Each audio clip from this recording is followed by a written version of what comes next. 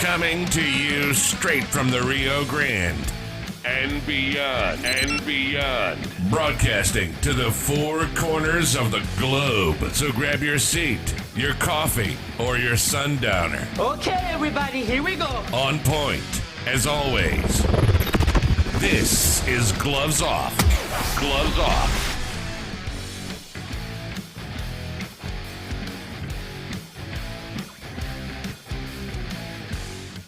We're back at you in Gloves Off. I'm Professor Buitrón. I'm here with Master Tommy Burks, and we're touching base on Kenpo and a little bit about what Kenpo means to both of us. And of course, Master Burks has been doing it longer than I have. And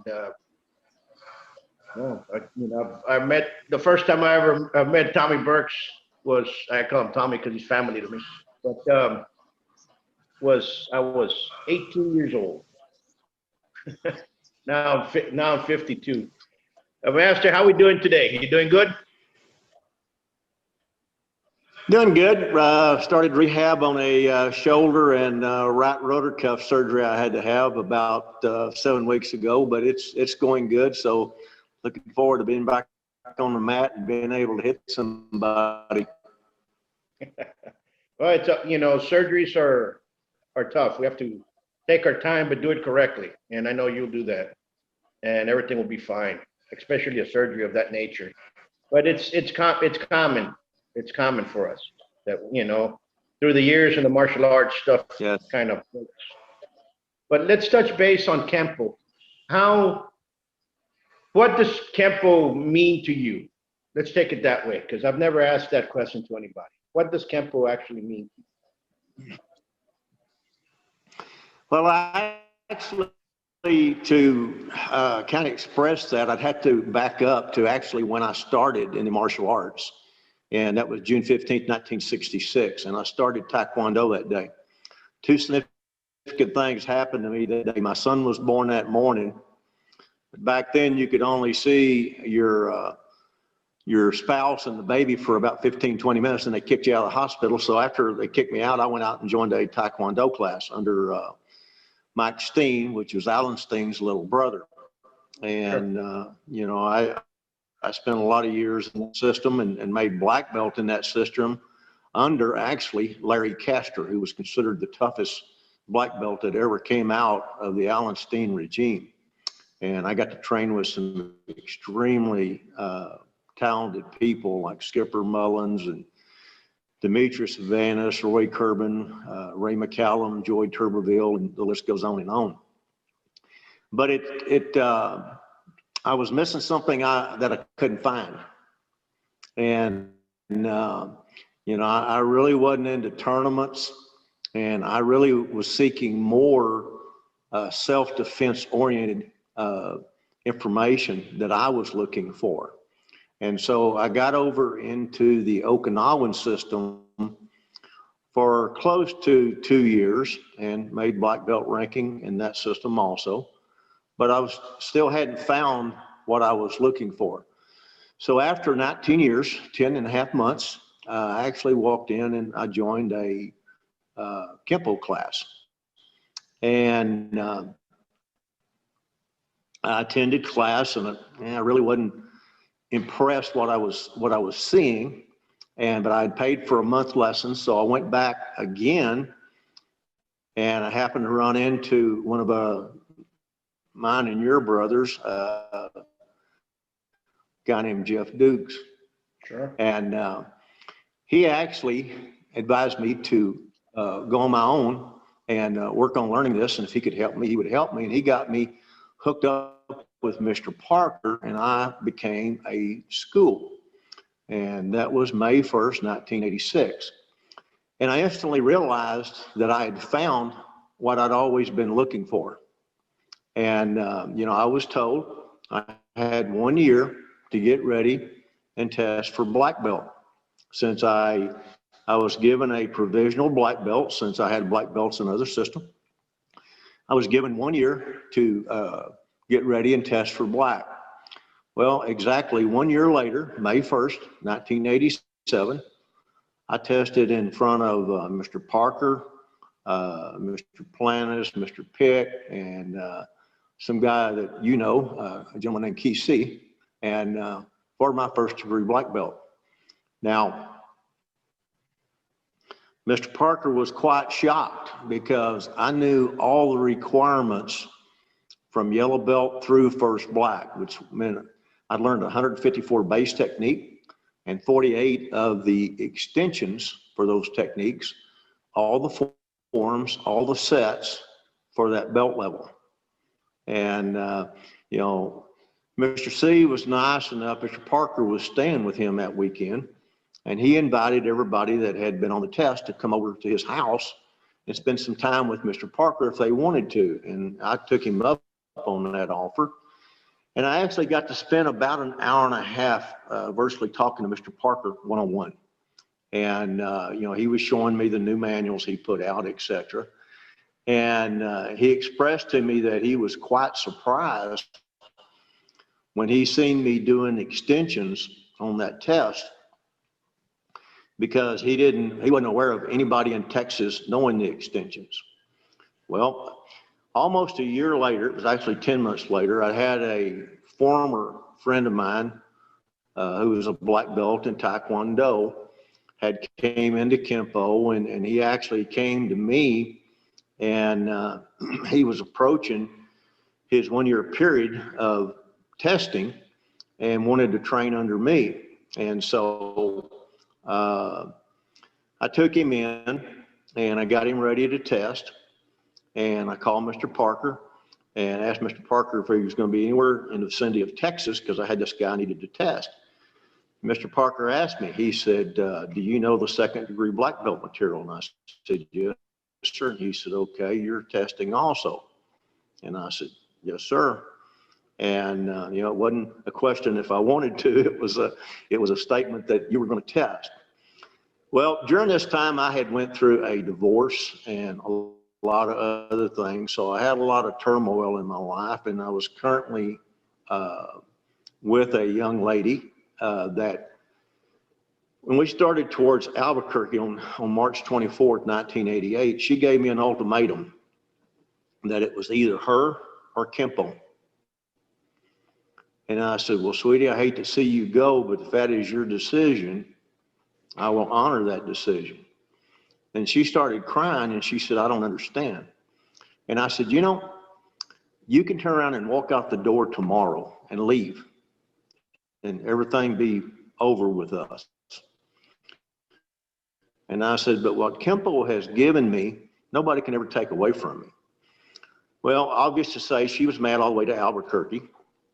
And, you know, I tested the following evening. We spent the night in Amarillo and drove on to Albuquerque the next morning. I tested the next night, and she was not allowed to view the test. And then Mr. Parker was given a seminar on Saturday. Well, I'd asked Mr. Parker if I could film the test, and he said yes. So Saturday morning, he asked me, he said, Mr. Burks, are you going to film the seminar? And I said, well, sir, I've heard you don't generally let people film seminars. And he said, well, generally I don't, but that's not what I asked you. Are you going to film the seminar? And I said, yes, sir. So I ran down, got my camera, and I asked my girlfriend if she would run the camera, and she goes, no, I don't want to do that. But I finally talked her into it, and Mr. Parker started the seminar, and he put us to work, showed us some stuff, put us to working on it, and he turned around and headed straight to BJ. It was so funny. She looked like a little mouse that had this big, huge cat coming after her. She was terrified. And Mr. Parker went over and he started talking to her. And finally, I seen her kind of relaxing. So, you know, Mr. Parker come back out. He watched us a little bit and showed us something else and headed straight back over to BJ. And now she's kind of grinning, and then, you know, a little bit later, she's laughing and carrying on and just having a great time talking to Mr. Parker. So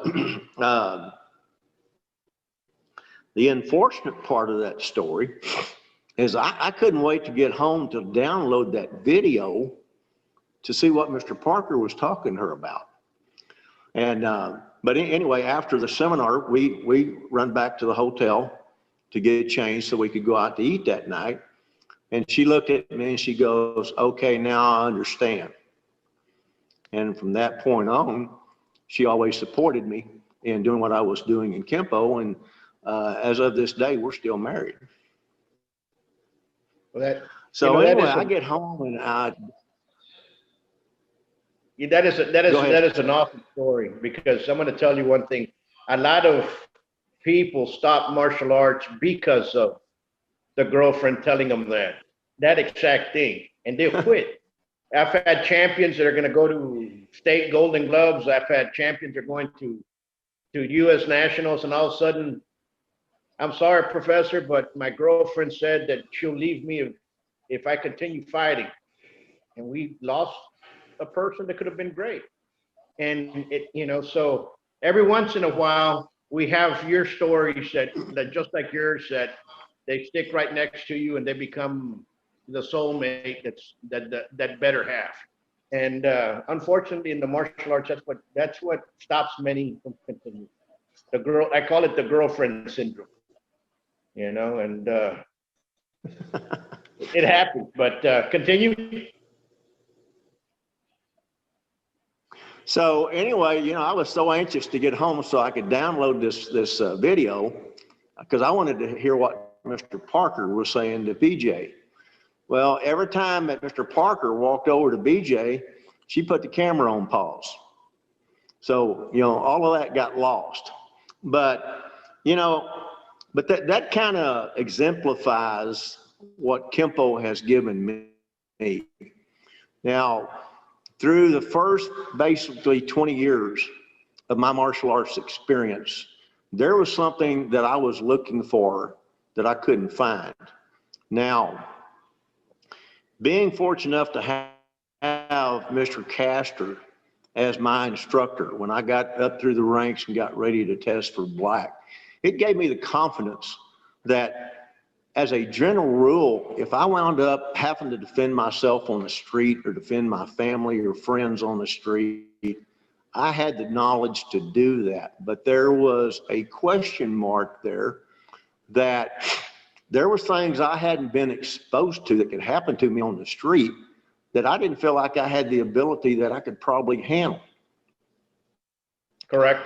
6 months into Kenpo, I had learned more about self-defense than I felt like I'd learned in 20 years. And at that point, you are absolutely correct, and growing up with it, you can see that. And I tell this to everybody, every black belt, every master of Kenpo that's out there, every professor, every Sifu is a piece of that puzzle. And one of them can tell you one way, and then all of a sudden the other one can just be doing it and playing around, and then this whole another open chapter opens up to you, and you say, I didn't see it that way. And you are exactly right. What you see, you observe, and you experience is different. Well, one of the things that shocked me extremely, on August 25th, when I tested for second black and was promoted to second black, after that exam, Mr. Parker came up and he put his arms around me and he goes, he said, I know you don't have an instructor, but now you do. You're my student and I will take care of you. And I was just really totally blown away and so humbled by that. It was unreal. And, Mr. Parker actually, before I left Albuquerque, said, I've got some things I want you to work on when you get home. And next time I see you, we will discuss this. And that, he said, you're already doing it to a certain extent, but I want you to take this to a higher level. And that was controlling height, width, and depth.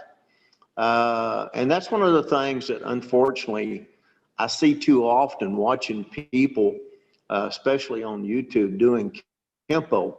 They're not controlling the attacker's height, width, and depth. You also have to you have to learn to control your height, width, and depth.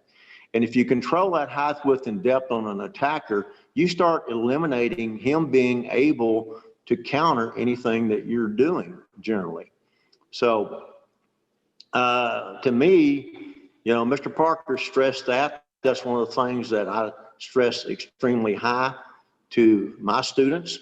And that is done by either contact and or control manipulation. I see a lot of people doing Kenpo that do a lot of contact, a lot of contact manipulation, but they don't do a whole lot of control manipulation.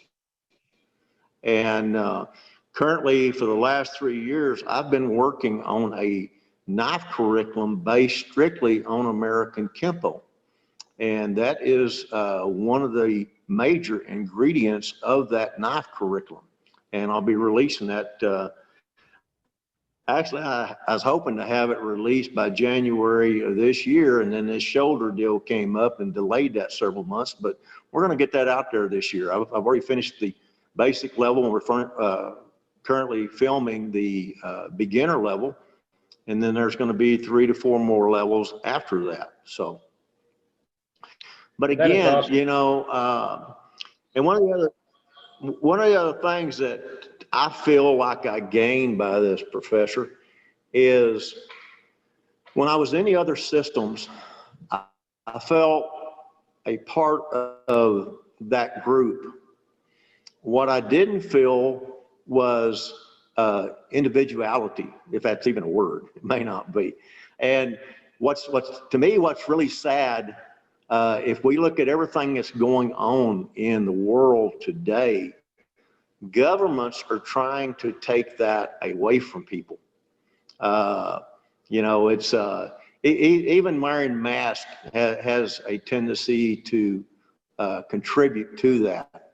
So if I'm walking down the street and I see my good friend Professor Buitrón coming the other direction and he's got this big mask on, I may not even know who he is. May not recognize him unless he says something. And so we kind of lost that. So to me, that's one of the things that, Mr. Parker didn't want me to try to be a clone of him. And again, we see this a lot today. Students trying to be a clone of their instructor. Mr. Parker wanted you to be the best you could be. Again, I can't emulate what Mr. Parker did, but I've always strived to be the best Kenpoist and represent him as a black belt. Every day when I put on a uniform and a belt and I walk on the mat and I look at Mr. Parker's picture and I salute him, and I always think, if Mr. Parker was here, would he be proud of me? And if ever a day comes that, to me, that answer is not yes, then I will take that belt off and hang it up. Master, you said great words, and what you've mentioned right now is individuality. And in Kenpo, it teaches you that, or it should teach you that. And as you're learning it, if you try to copy your instructor, you can follow a form or that. What I'm talking about in the sense of fighting, if you try to copy, when it comes time to do it in reality, God forbid, you have to use it in the sense of reality. It has never become you. So that's when people get into trouble. You have to actually absorb it, understand it, for you to be able to express it. And if you can't express it on your own free will and accord, you always have to copy. That's when the danger comes in the sense of reality. That's my opinion. Example of that, when I was in the Okinawan system, I had a Japanese instructor who was about 5'2". Now, if you was one of his students and you was 6'4", he wanted your stance lengths to be the same as his, which gave you no stability. And, when I started training with him, I was looking at all these people and they were all out of balance. And I finally convinced him that that wasn't a good ideal. And of course, Mr. Parker in the Kenpo system, we tailor everything to the individual. We don't tailor the individual to strict restrictions on, what they have to do. It's like Mr. Parker says, not everybody wears a size 44 jacket. Exactly. And that's where it comes down to. And that leads me to the next question. And the next question will come out through observing and listening to what happens out there. A lot of people, they know that you've been in martial arts. They know that I've been in martial arts. They know that we've been in martial arts for a very long time. And they always ask a question, would what you do work in today's society? And they're always referring to the traditional, because everything's traditional. Even American Kenpo is a traditional art now. But what I'm saying is, they claim traditional arts like the old karate arts, the old system arts, the old, where there's those fixed stances, like you said, the lower stances. They compare that with Kenpo. And then they say, would it work in today's society? What would your answer be? Well, to me, what I learned in Taekwondo, especially the Okinawan system, if I'd adhered to, especially in the Okinawan systems, stances and stuff like that, I would have had problems on the street. The one thing that I love about American Kenpo, Mr. Parker, for instance, I had a technique one time, and I told Mr. Parker, I said, Mr. Parker, I can't make this technique work the way it's written. He said, so can you take the equation formula and change it and make it work? And I said, yes, sir. He said, so what's the problem? And I said, I kind of smiled, and I said, well, I don't guess there is one. And what Mr. Parker's remarks was, he said, you have to remember everything in Kenpo is logical motion. And if it's not logical, don't do it. So for instance, in the Kenpo curriculum, there's a lot of techniques that they call category completion techniques. But if you look at Mr. Parker's material, you will not find any place that he describes category completion. And so, there are some techniques that were set up, and they're easy to recognize when you've seen them, to complete category completion. And sometimes it's kind of illogical to do it that way. For instance, if I'm saying, if I'm going to throw a vertical punch high, I have to throw it low, I have to throw it medium, I have to throw it to my left, and I have to throw it right. So, but again, what Mr. Parker told me, said if it's not logical, don't do it. So when I come to category completion techniques, that is obviously category completion techniques, I re-examine them and say, do I need to change something that I would actually do on the street? If I look at a technique and I say, every technique I've ever done, it's one advantage of me not having an instructor when I first got into this. Now I got to, work out with Jeff Dukes about 3 or 4 times, and I got to attend some seminars and stuff like this. So that was very beneficial. But by me not having an instructor, and at the time the manuals were written fairly bad, some of the descriptions was wrong. So I'd have to get a student in front of me, which was kind of amazing because with me being in Kenpo within 6 to 8 weeks, I had people coming to me wanting to train under me. So, which was great because now I had some students that I could work on all this with. So every technique in the system, I had to sit down and I had to read it. I had to put a student in front of me, have him do the attack and see if I could do what was written down in the description. If not, I had to figure out what angles was wrong, etc. Maybe, in Mr. Parker's equation formula, it gives you a lot of things you can do. You can prefix a technique, you can suffix it, you can delete, you can insert, you can regulate, etc., etc. So that gave you a method to go in there and look at this, and if some things needed to be changed, change it. And I've never hesitated to do that because, again, haven't been in any street confrontation since I've got in Kenpo, which is good. I had a few in my childhood, especially my teenage years, and I actually had a few when I was in Taekwondo. And luckily, when I was Taekwondo, I walked away from all those. And one of them was against two attackers. But when I got into Kenpo, I started looking at the other side. Then I started worrying about how bad would you hurt somebody if you used this. Now, so again, that's the tiger side. The dragon side, as you get more wisdom, etc., you start controlling it. Now, I went back into law enforcement for 4.5 years. I arrested twice as many people as any deputy that worked for the sheriff's office. In 4.5 years, 4 of those years, I was commissioned to carry a taser. And tasing somebody was probably on my bucket list. I'm not saying it is or it wasn't, but again, fortunately, I never had to tase anybody.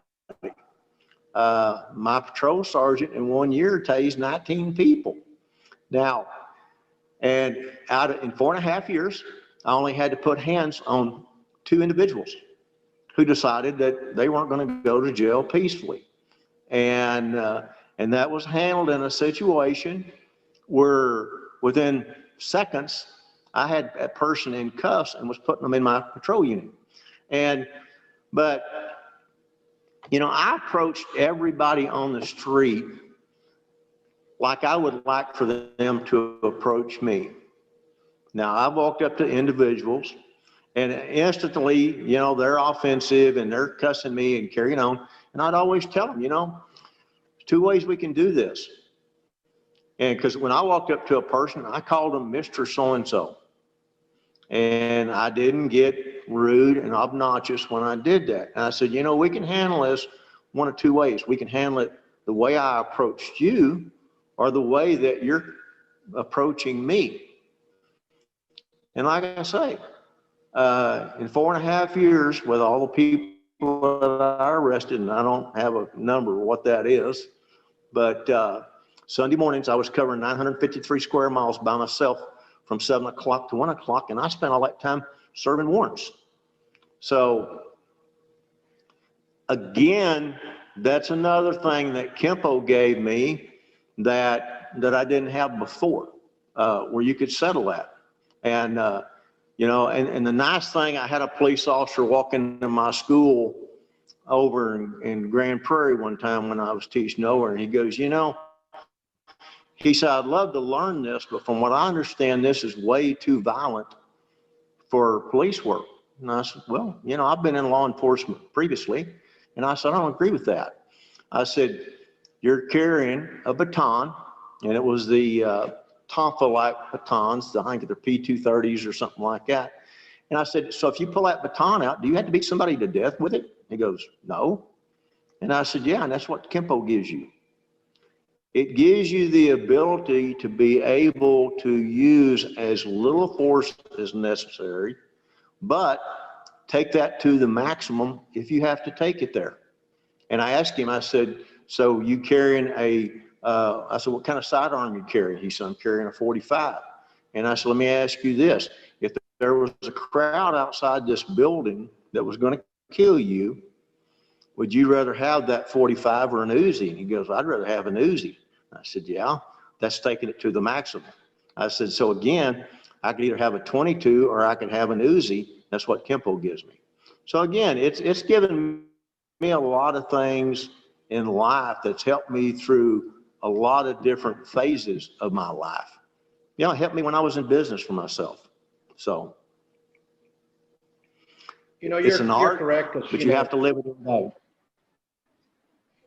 Yeah, you're absolutely correct. When I started it off a route. I was 17, like I said, and met you all when I was 18. It was something that has been with me throughout, has been something that has gotten me in and out of trouble, more than so out of trouble. But what I'm talking about is that it's something that is that is part of each one of us. And it is something that you try to give to the students that you train, that smile, that same smile that was given to us when we were learning.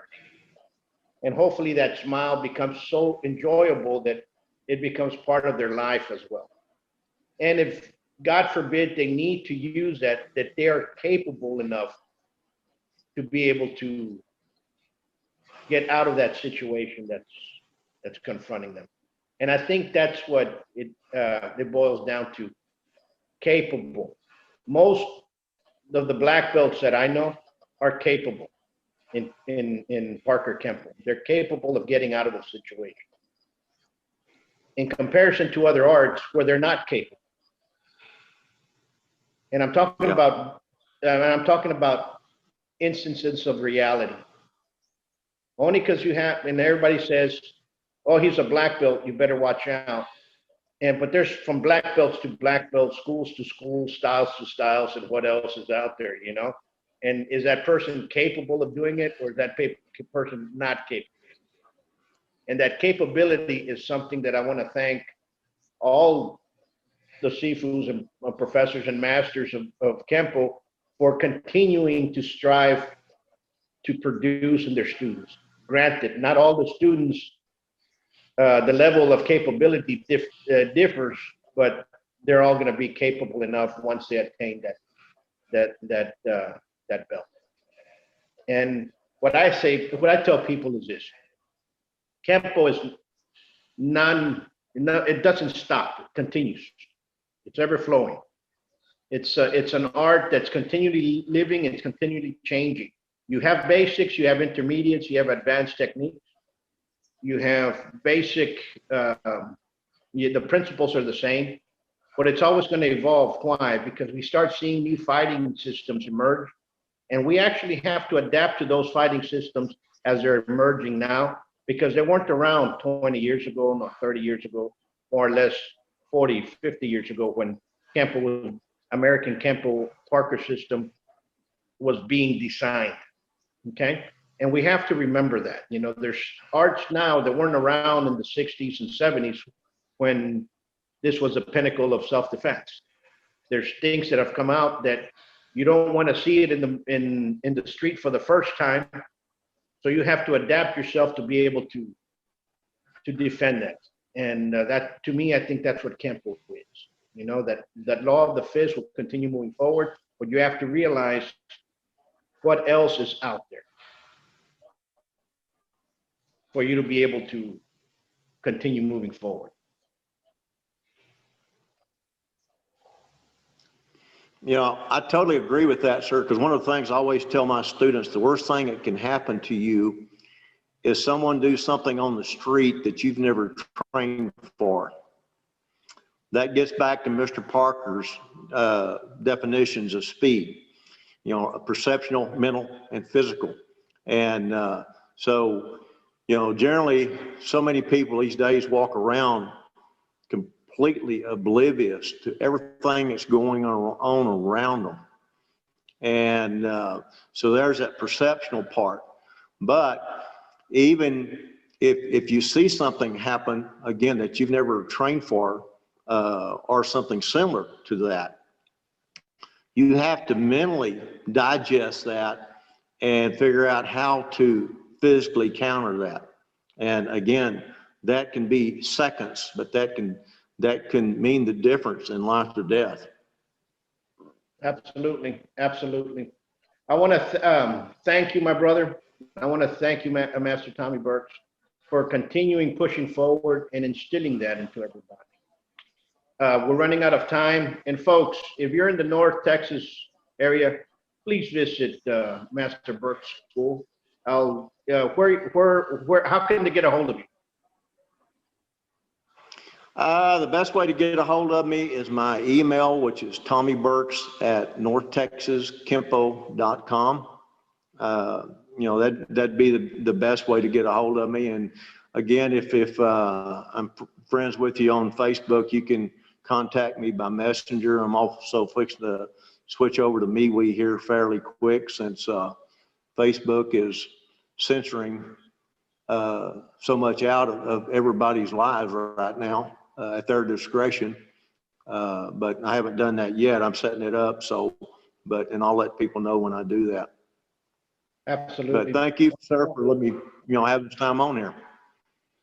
Absolutely, anytime. And we'll continue it because this dialogue has to be open. And we can talk later on about certain scenarios and take it that route, because I think that's what people need to understand. I want to thank you once more, and thank you for your friendship for so many years, your family, and that's just the way it is. Folks, until next time, peace. My pleasure, sir.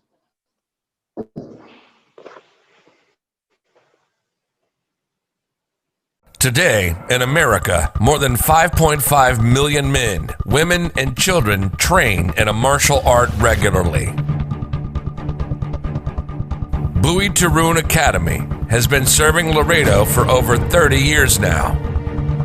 Our adult classes are geared for producing the best in you, teaching you street-ready techniques. With the arts of Savate and Kenpo, you'll learn the traditions of these sciences of combat, as passed down professor to student.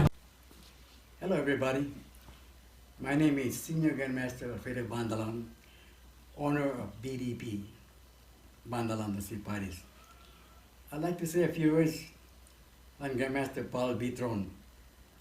He's a man of great integrity, a man of great knowledge of martial art. He's a master of Savate and master of Eskrima.